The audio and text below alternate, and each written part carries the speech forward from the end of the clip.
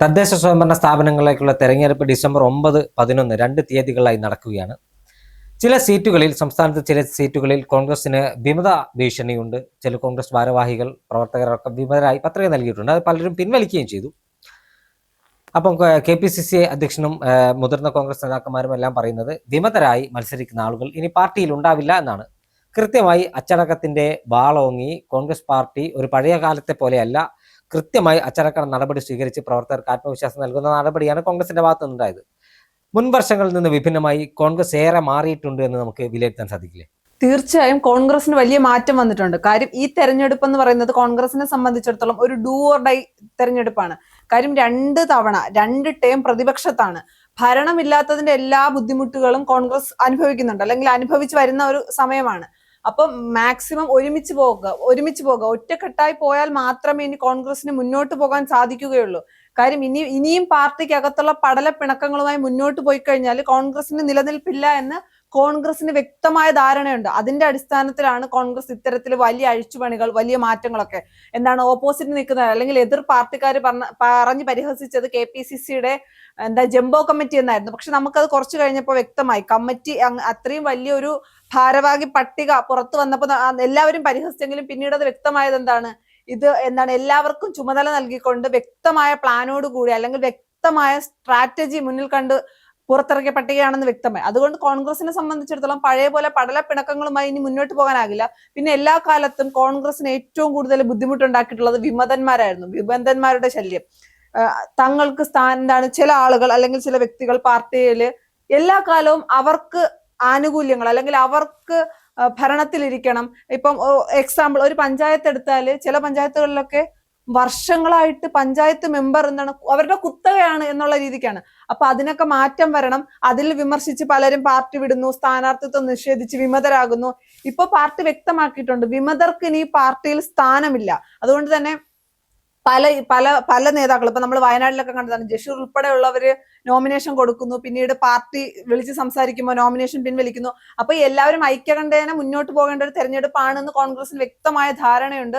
അതിന്റെ അടിസ്ഥാനത്തിലാണ് ഇതൊക്കെ. പിന്നെ നമ്മൾ ആദ്യമേ കണ്ടതാണ്, ഇലക്ഷന്റെ ഡേറ്റ് പ്രഖ്യാപിക്കുന്നതിന് മുന്നേ തന്നെ സ്ഥാനാർത്ഥി പട്ടിക പുറത്തുവിടുക. അതൊക്കെ കോൺഗ്രസിനെ സംബന്ധിച്ചിടത്തോളം വലിയ മാറ്റം കോൺഗ്രസിന്റെ അകത്തുണ്ടായി എന്ന് വ്യക്തമാക്കുന്ന കാര്യങ്ങളാണ്. അതുകൊണ്ട് കോൺഗ്രസിന് അറിയാം ഇനിയും പടലപ്പിണക്കങ്ങളും വിമത സ്ഥാനാർത്ഥികളുമായിട്ട് കോൺഗ്രസിന് മുന്നോട്ട് പോകാൻ കഴിയില്ല എന്നുള്ള കാരണത്തിന്റെ പേരിലാണ് ഇത്രയും വലിയ മാറ്റം വന്നത്. അതേ സമയത്ത് നമ്മൾ മറ്റൊരു കാര്യം ചിന്തിക്കണം.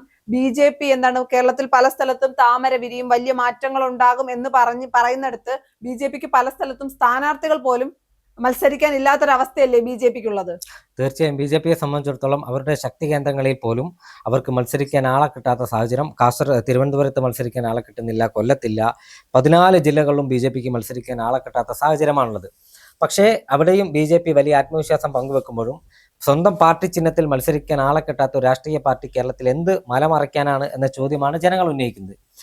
നമ്മൾ നേരത്തെ വിഷയത്തിലേക്ക് വീണ്ടും വരുമ്പോൾ കോൺഗ്രസിനെ സംബന്ധിച്ചിടത്തോളം കോൺഗ്രസ് ഒരു വലിയ തിരിച്ചുവരവിന്റെ പാതയിലാണ് എന്ന് പറയാൻ സാധിക്കും. കാരണം മുമ്പെങ്ങും ഇല്ലാത്ത വിധം ഇത്രത്തോളം ഐക്യത്തിൽ ഒരു തെരഞ്ഞെടുപ്പിനെ കോൺഗ്രസ് ഈ അടുത്ത കാലത്തൊന്നും നേരിട്ടിട്ടില്ല. കൃത്യമായ അച്ചടക്കത്തിലൂന്നിയ പ്രവർത്തകന്മാരുടെ പ്രവർത്തന മികവ്, എല്ലാത്തരം ആളുകളെയും ഉൾക്കൊണ്ടുള്ള സ്ഥാനാർത്ഥി പട്ടിക, സ്ത്രീകൾക്കും കുട്ടികൾക്കും യുവാക്കൾക്കും അടക്കം എല്ലാവർക്കും പ്രാതിനിധ്യം, കുട്ടികൾ എന്ന് വെച്ചാൽ KSU പ്രവർത്തകർക്കടക്കം 78 KSU ഭാരവാഹികളാണ് ഈ തെരഞ്ഞെടുപ്പിൽ സ്ഥാനാർത്ഥികളായി മത്സരിക്കുന്നത്. കൂടുതൽ വിദ്യാർത്ഥികൾക്ക്, അല്ലെങ്കിൽ വിദ്യാർത്ഥി സംഘടനയിൽ നിന്ന് ഏറ്റവും കൂടുതൽ സ്ഥാനാർത്ഥിത്വം കൊടുത്തതും കോൺഗ്രസ് ആണ്.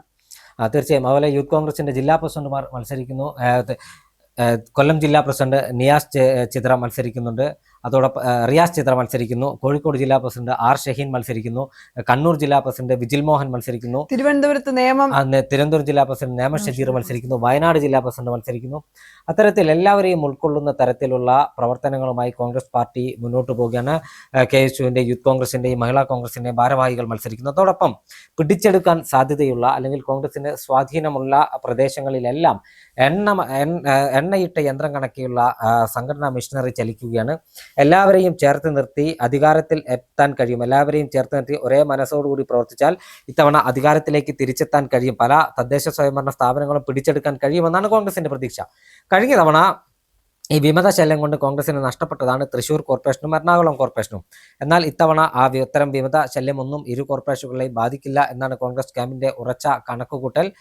രണ്ട് കോർപ്പറേഷനുകളും പിടിക്കാനുള്ള പ്രവർത്തനങ്ങൾ ഊർജ്ജസ്വലമായി മുന്നോട്ട് പോവുകയാണ്. എറണാകുളം കോർപ്പറേഷൻ കോൺഗ്രസ് ഉറപ്പിച്ചു കഴിഞ്ഞു, വോട്ടെണ്ണേണ്ട താമസം മാത്രമേ ഉള്ളൂ. തൃശൂർ കോർപ്പറേഷനിലും മികച്ച മുന്നേറ്റത്തോടുകൂടി ഇത്തവണ ഭരണം പിടിക്കുമെന്നാണ് പ്രതീക്ഷിക്കുന്നത്. അതിലപ്പുറം എല്ലാവരെയും അമ്പരപ്പിച്ചുകൊണ്ടുള്ള ഒരു വിജയം ഇത്തവണ തിരുവനന്തപുരത്ത് ഉണ്ടാകുമെന്നാണ് കോൺഗ്രസ് നേതൃത്വത്തിന്റെ അവകാശവാദം. തിരുവനന്തപുരം കോർപ്പറേഷൻ വിജയിക്കാൻ കഴിയുമെന്ന് തന്നെയാണ് കോൺഗ്രസ് നേതൃത്വം പറയുന്നത്. അങ്ങനെ പറയുമ്പോൾ മറ്റൊരു കാര്യമുണ്ടല്ലോ, എന്താണ് MLA-മാരായിരുന്നവർ വാർഡിലും അല്ലെങ്കിൽ കോർപ്പറേഷനിലും മത്സരിക്കുന്നത് പോലും അതൊരു നല്ലൊരു സന്ദേശമല്ലേ പുറത്തുവിടുന്നത്? തീർച്ചയായും അനിൽ അക്കര മത്സരിക്കുന്നു, ശബരിനാഥൻ മത്സരിക്കുന്നു. അത്തരത്തിൽ നിയമസഭയിൽ എത്തിയ ആളുകളെ വീണ്ടും കോർപ്പറേഷനിലേക്കും പഞ്ചായത്തിലേക്കും മത്സരിക്കുമ്പോൾ എത്രത്തോളം പ്രാധാന്യത്തോടു കൂടിയാണ് ഈ തദ്ദേശ സ്വയംഭരണ സ്ഥാപനങ്ങളിലേക്കുള്ള തെരഞ്ഞെടുപ്പിനെ ജനങ്ങൾ നോക്കിക്കാണുന്നത് എന്നാണ് അതിലൂടെ കോൺഗ്രസ് നോക്കിക്കാണുന്നത് എന്നതാണ് അതിലൂടെ വ്യക്തമാക്കുന്നത്. കഴിഞ്ഞ 9 വർഷമായി തെരുവുകളിൽ അടികൊള്ളുന്ന യൂത്ത് കോൺഗ്രസുകാർക്കും KSUക്കാർക്കും ഈ തെരഞ്ഞെടുപ്പിൽ, ഈ ലോക്കൽ ബോഡി തെരഞ്ഞെടുപ്പിൽ ഭൂരിഭാഗം കോർപ്പറേഷനുകളും നഗരസഭകളും പഞ്ചായത്തുകളും പിടിച്ചെടുത്ത് കോൺഗ്രസിനെ അധികാരത്തിലേക്ക് തിരിച്ചെത്തുക എന്നൊരു വലിയ ഉത്തരവാദിത്തമുണ്ട്. കാരണം ഇതൊരു ടെസ്റ്റ് ഡോസ് ആണ്, ഒരു സാമ്പിളാണ്. വരാനിരിക്കുന്നത് നിയമസഭാ തെരഞ്ഞെടുപ്പാണ്. ഇതിലെ വിജയം നിയമസഭാ തെരഞ്ഞെടുപ്പിലേക്ക് പോകാൻ പാർട്ടിക്ക് കൂടുതൽ ആത്മവിശ്വാസം പകരും. അതുകൊണ്ട് തന്നെയാണ് പാർട്ടി കൃത്യമായ സംഘടന ചലിപ്പിച്ച് ഇത്തരം സ്ഥാനാർത്ഥി നിർണയം കുറ്റമറ്റതാക്കി മുന്നോട്ട് പോകുന്നത്. വിമത ശല്യമായി പ്രവർത്തിക്കുന്ന ആളുകളെ പാർട്ടിക്ക് പുറത്തു വെക്കും. നേരത്തെ വിമതരായി പ്രവർത്തിക്കുന്ന ആളുകളെ പേരിന് സസ്പെൻഡ് ചെയ്ത് അവരെ പെട്ടെന്ന് തന്നെ തിരിച്ചെടുക്കുമെന്നായിരുന്നു. എന്നാൽ ഇനി അങ്ങനെ ഉണ്ടാവില്ല. പാർട്ടിയിൽ നിന്ന് പാർട്ടിക്കെതിരെ പ്രവർത്തിക്കുന്ന ആളുകളെ, കാരണം പ്രവർത്തകർ മത്സരിക്കുന്ന തെരഞ്ഞെടുപ്പാണിത്. അതായത് ലോക്കൽ ബോഡി തെരഞ്ഞെടുപ്പ് എന്ന് പറയുന്നത് സാധാരണക്കാരായ പ്രവർത്തകർക്ക് തെരഞ്ഞെടുപ്പിൽ മത്സരിക്കാനുള്ള അവസരമാണ്. ആ പ്രവർത്തകർ മത്സരിക്കുന്ന തെരഞ്ഞെടുപ്പിൽ അവരെ തോൽപ്പിക്കാൻ ശ്രമിക്കുന്ന ആളുകൾ, നേതാക്കന്മാർ മത്സരിക്കുന്ന തെരഞ്ഞെടുപ്പിൽ അവരുടെ ആവശ്യം പാർട്ടിക്ക് വേണ്ട എന്ന് തന്നെയാണ് പാർട്ടിയുടെ തീരുമാനം. അതുകൊണ്ട് വിമതന്മാർ പടിക്ക് പുറത്ത് എന്ന കാര്യത്തിൽ ഒരു തർക്കവുമില്ല. കോൺഗ്രസ് കൃത്യമായി അച്ചടക്കത്തിന്റെ വാളൊങ്ങിയിരിക്കുകയാണ്. കെ മുരളീധരനെ പോലെയുള്ള മുതിർന്ന നേതാക്കൾ ഇത് പരസ്യമായി പറയുകയും ചെയ്തിട്ടുണ്ട്. വ്യക്തികൾക്കപ്പുറം പാർട്ടിയാണ് വലുതെന്നൊരു സന്ദേശം കൂടി ഇതിലൂടെ നൽകുന്നില്ല. തീർച്ചയായും പാർട്ടിക്ക് മീതെ പറക്കാൻ ഒരാളെയും അനുവദിക്കില്ല, പാർട്ടിയാണ് വലുത് എന്ന സന്ദേശം തന്നെയാണ് കോൺഗ്രസ് നൽകുന്നത്. കോൺഗ്രസിനെ സംബന്ധിച്ചിടത്തോളം ഏറെ ആത്മവിശ്വാസത്തോടു കൂടിയാണ് ഈ തെരഞ്ഞെടുപ്പിനെ നേരിടുന്നത്. ഈ തെരഞ്ഞെടുപ്പ് ഒരു ടെസ്റ്റ് ഡോസ് ആണ്. 14 ജില്ലകളിലും KPCC അധ്യക്ഷനും പ്രതിപക്ഷ നേതാവും ഉൾപ്പെടെയുള്ളവർ പ്രചരണത്തിനെത്തുകയാണ്. യൂത്ത് കോൺഗ്രസിന്റെ സംസ്ഥാന അധ്യക്ഷൻ OJ ജനീഷ് 14 ജില്ലകളിലും പ്രചരണത്തിനെത്തും. ഇത്തരത്തിൽ എല്ലാ ആളുകളെയും സ്റ്റാർ ക്യാമ്പയിനർമാരായി അവർ എല്ലാ സ്ഥലത്തും പ്രചരണത്തിലെത്തുന്നു. കൂടുതൽ സീറ്റുകൾ നേടിയെടുക്കാൻ, കൂടുതൽ പഞ്ചായത്തുകളിലും നഗരസഭകളിലും കോർപ്പറേഷനുകളിലും നേടിയെടുക്കാനുള്ള പ്രവർത്തനങ്ങളുമായി കോൺഗ്രസ് മുന്നോട്ട് പോകുന്നു. അതോടൊപ്പം തന്നെ ദേശീയ നേതാക്കന്മാർ കൂടി പ്രചരണത്തിനെത്തുമെന്നാണ് മനസ്സിലാക്കാൻ കഴിയുന്നത്. ഒരുപക്ഷെ വയനാട്ടിൽ തദ്ദേശ സ്വയംഭരണ സ്ഥാപനങ്ങളിലേക്കുള്ള തെരഞ്ഞെടുപ്പുമായി ബന്ധപ്പെട്ട് പ്രിയങ്ക ഗാന്ധി പ്രചരണത്തിലെത്തിയാലും അത്ഭുതപ്പെടാനില്ല. അത്രത്തോളമാണ് കോൺഗ്രസ് ഇതിനെ നോക്കിക്കാണുന്നത്.